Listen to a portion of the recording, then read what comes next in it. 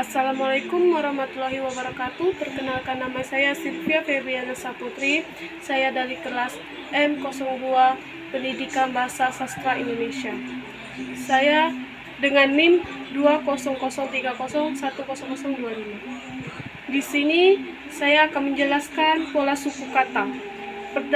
Berdasarkan pola suku kata, ada beberapa suku kata atau pola suku kata dalam bahasa Indonesia, yaitu yang pertama, suku kata berpola vokal atau V, di mana suku kata ini dibentuk oleh suatu bunyi vokal sebagai puncaknya, contohnya anak, bau, amal, tua, dan lain-lain.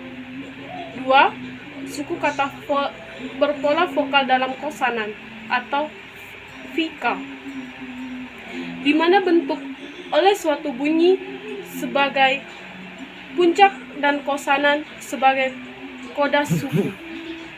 Contohnya untuk, Anda, antari, dan lain-lain. Yang ketiga, suku kata berpola kosanan dan vokal atau kafi, di dalam oleh suatu bunyi kosanan sebagai tumpu suku dan sebuah bunyi. Contohnya bunan, gajah, pusing, dan lain-lain. Yang kelima, suku kata berpola vokal kosanan atau kafika, di mana bentuk oleh bunyi kosanan sebagai tumpu suku, bunyi vokal sebagai puncak, dan bunyi kosanan sebagai koda suku kata. Contohnya sumbu, bantu, dan lain-lain. 5. Suku kata berpola kosanan vokal atau kakafi, di mana bentuk oleh dua bunyi vokal sebagai tumpu suatu dalam satu atau dua bunyi vokal sebagai puncak. Contohnya ekstra, mantra, matre, dan lain-lain. 6. Suku kata berpola vokal kosanan vokal kosanan atau kakafika, di mana bentuk oleh dua kosanan sebagai tumpu suku vokal sebagai puncak, dan suku kosanan sebagai koda suku. Contohnya praktik, praktis, traktor, antraktis, dan lain-lainnya.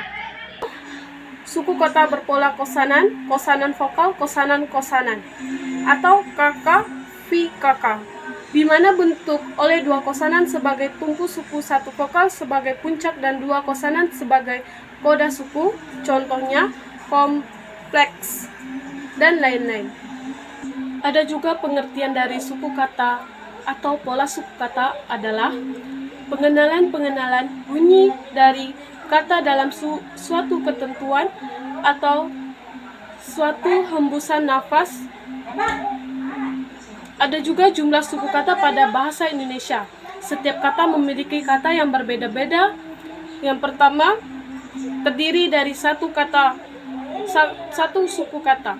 Contohnya cat, bor, bom, lap, dan lain-lain.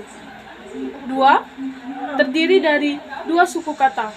Contohnya pagi, rumah, aku, kamu, dan lain-lain. 3. Terdiri dari tiga suku kata. Contohnya mereka, kemarin, sarapan, dan lain-lain. 4. Terdiri dari 4 suku kata. Contohnya tunawisma, dasawarsa, dan lain-lain. 5. Terdiri dari 5 suku kata. Contohnya pramuniaga dan mawisata.